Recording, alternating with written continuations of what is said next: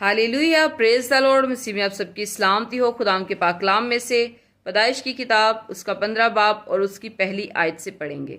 खुदाम के कलाम में यूँ लिखा है, इन बातों के बाद खुदाम का कलाम रोया में इब्राहिम पर नाजिल हुआ और उससे फरमाया, ए इब्राहिम, तू मत डर, मैं तेरी सिपर और तेरा बहुत बड़ा अजर हूँ।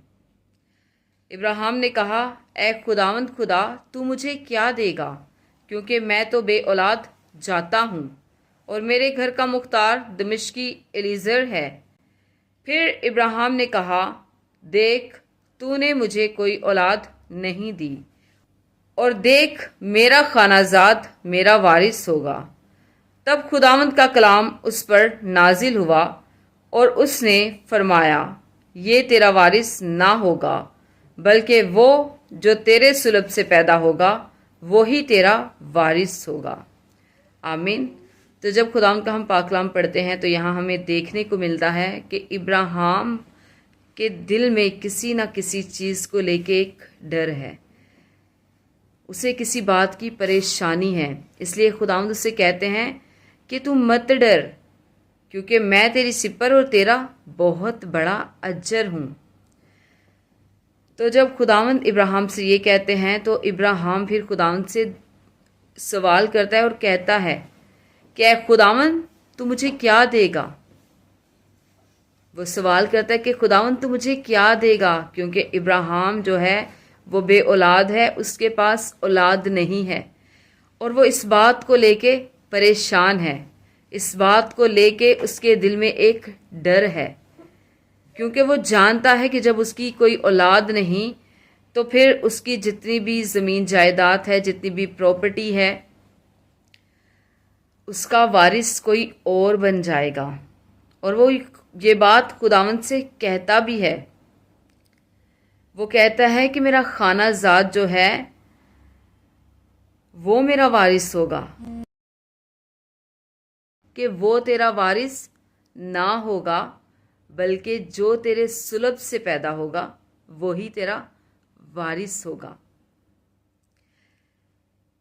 तो आज अगर हमें भी इस बात का डर है, और ये मैसेज मैं उन तमाम लोगों को दूंगी जिनको इस बात का डर है, जिनकी औलाद नहीं है, कि उनका वारिस भी कोई और ना बन जाए।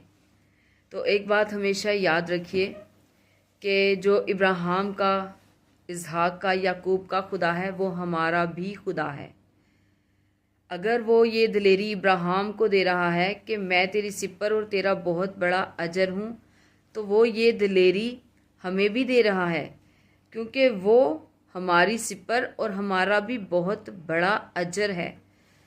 जब वो इब्राहिम से ये बात कह रहा है कि तेरा वारिस तेरे सुलभ से पैदा होगा, तो जब हम खुदा से दुआ करेंगे, खुदा पे ईमान रखेंगे, खुदा से मांगेंगे, तो खुदा हमारे मांगने पे हमें क्यों ना देगा, चाहे फिर वो औलाद जैसी मिरास ही क्यों ना हो।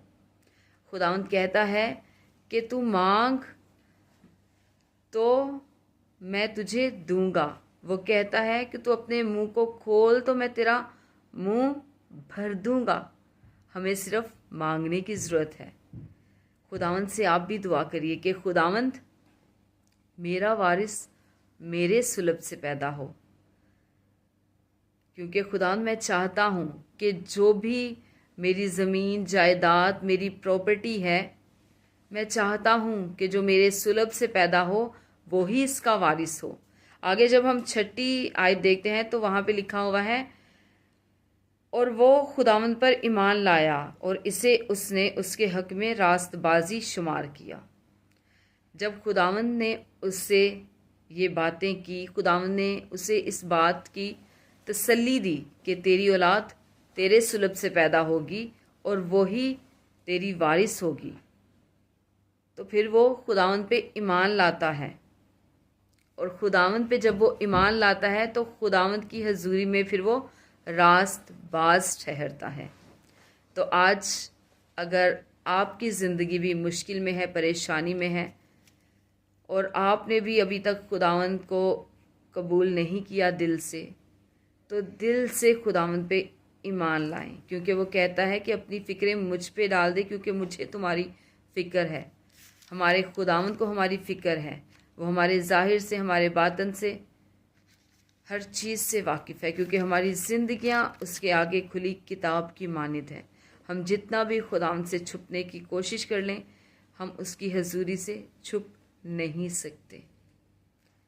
तो खुदावंद हमारे हालातों से भी वाकिफ़ है। खुदावंद उन आंसुओं से भी वाकिफ़ है जो आप खुदावंद की हजूरी में बहाते हैं। खुदावंद आपके आंसुओं की कदर करता है। वो आपके एक एक आंसू का जो आप उसकी हजूरी में बहाते हैं हिसाब रखता है।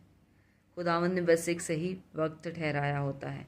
तो अगर आज आप भी अपनी बेऔलादी को लेके मायूस हो चुके हैं, तो खुदावंद की हजूरी में झुक जाइए और खुदावंद से मांगिए और खुदावंद से कहिए कि खुदावंद तू मुझे औलाद जैसी नेमत से नवाज, क्योंकि खुदावंद तू सब कुछ करने की कुदरत रखता है, तू सब कुछ करने की ताकत रखता है। खुदावंद मैं तेरे आगे झुकता और तुझसे मांगता हूँ ताकि तू मेरी मिन्नत की दुआ को, मेरी इल्तिजा को सुने और मुझ पे रहम की निगाह करे और मुझ पे मेहरबान हो।